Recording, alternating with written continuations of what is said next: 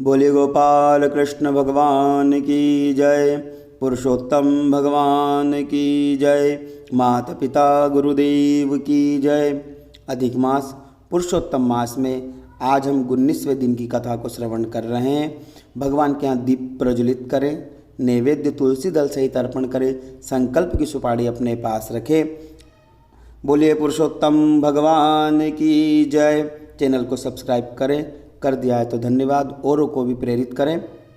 तब भगवान 19वें अध्याय में कहते हैं, श्री भगवान नारायण नारद जी से तथा सूत जी सौनकादिक ऋषियों से और भगवान विष्णु लक्ष्मी जी से कहते हैं, हे लक्ष्मी, 4 महापर्वों का वर्णन मैंने तुमसे कहा।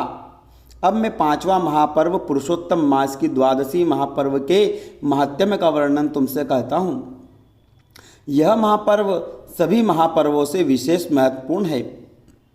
इसका पालन करने से कभी न नष्ट होने वाला ऐसा अव्यय धाम की प्राप्ति होती है। यह परम पुण्यमय दायक है। गंगा आदि तीर्थों का सेवन करके इसके 16 अंशों की भी बराबरी नहीं कर सकते। समस्त व्रत दान का पुण्य इसके पुण्य की बराबरी नहीं करते।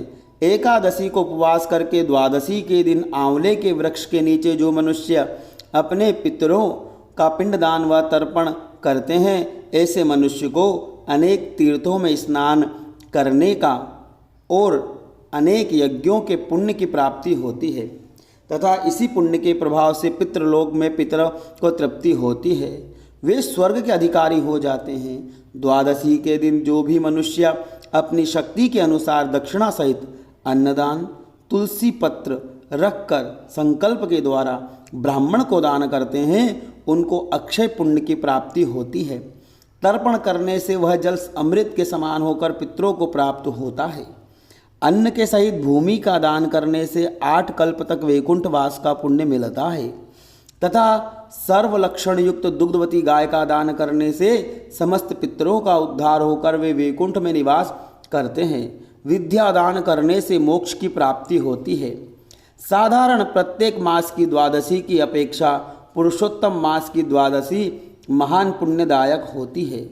इस पर्व के दिन प्रातः स्नान करके भगवान पुरुषोत्तम की पूजा करके सुपात्र ब्राह्मण को अपनी शक्ति के अनुसार धन, अन्न, वस्त्र, पादुका, घृत, तिल पात्र दक्षिणा सहित संकल्प पूर्वक दान करना चाहिए तथा कांसे के पात्र में घी भरकर स्वर्ण की प्रतिमा का दान करते हैं, वे अनंत पुण्य व अक्षय पद को प्राप्त करते हैं।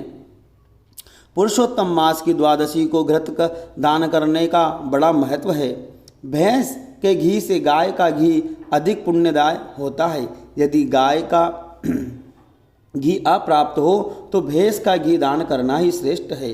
हे लक्ष्मी, घृत की मात्रा 1 प्रस्थ पाव की, आधा प्रस्थ 665 ग्राम अथवा चौथाई प्रस्थ 332 ग्राम कम से कम होना चाहिए। इससे कम का दान कोई महत्वपूर्ण नहीं होता।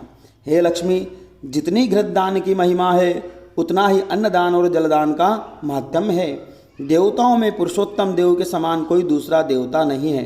उसी के समान तिथियों में द्वादशी तिथि के समान पुण्यदायिनी कोई तिथि नहीं है। हे लक्ष्मी, अन्न के आधार पर संसार के अनेक प्राणियों का जीवन और शरीर स्थिर है। इसलिए मनुष्य को विशेषकर द्वादशी के दिन अपनी श्रद्धा से अन्नदान अवश्य करना चाहिए। घर में आए अतिथि को कभी विमुख नहीं लौटाना चाहिए। भोजन का, अन्न का दान अवश्य करना चाहिए। यही गृहस्थाश्रम की श्रेष्ठ पहचान है। अन्नदान के पुण्य से नरक में पड़े हुए पुरुषों का उद्धार हो जाता है। चैत्र वैशाख आदि ग्रीष्म ऋतु में जल का दान अवश्य करना चाहिए।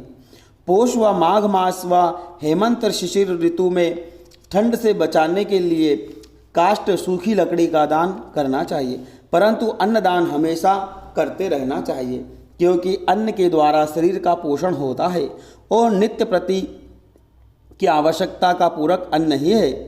हे लक्ष्मी, द्वादशी तिथि बहुत फलदायी और प्रभावशाली है।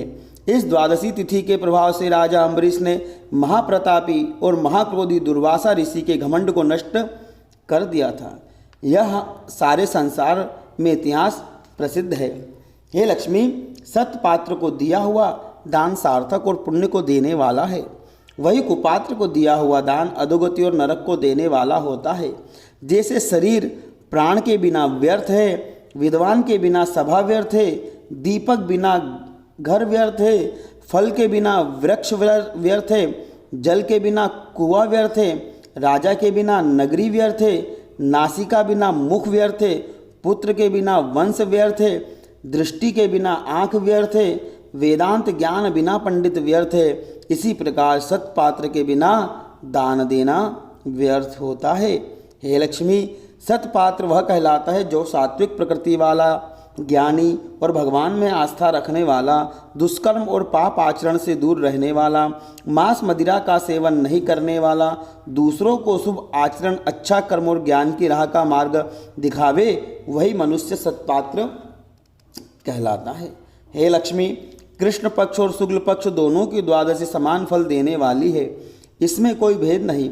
पुरुषोत्तम मास में द्वादशी को प्रातः काल उठकर स्नान नित्य कर्म से निवृत्त होकर भगवान पुरुषोत्तम की पूजा करके सत्पात्र ब्राह्मण को आमंत्रित कर विप्र पूजन करके अपनी शक्ति और श्रद्धा के अनुसार धन का लोभ छोड़कर घी, अन्न, वस्त्र, फल, दक्षिणा आदि वस्तु संकल्प पूर्वक दान देवें।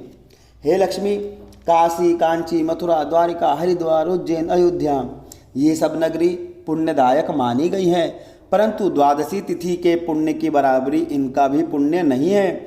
जिस मास में पुरुषोत्तम मास आए उस मास के स्वामी का भी पूजन द्वादशी तिथि को करना चाहिए और दान सामग्री के साथ यज्ञोपवीत और पादुका, जूता, चप्पल अवश्य दान करना चाहिए। इनके बिना दान की पूर्ति नहीं होती। हे लक्ष्मी, द्वादशी तिथि के पुण्य का महात्म्य इतना है कि 1000 मुख वाले शेष नाग भी इसका वर्णन करने में असमर्थ हैं। मैंने संक्षेप में तुमसे इसके महात्म्य का वर्णन किया।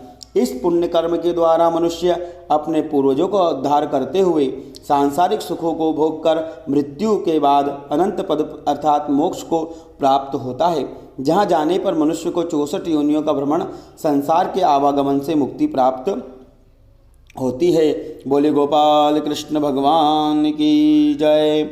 जय जय श्री अधिक मास महात्म्य सार बृहन्नारद्य पद्माधारे एकोनविंशाध्याय संपूर्णम्।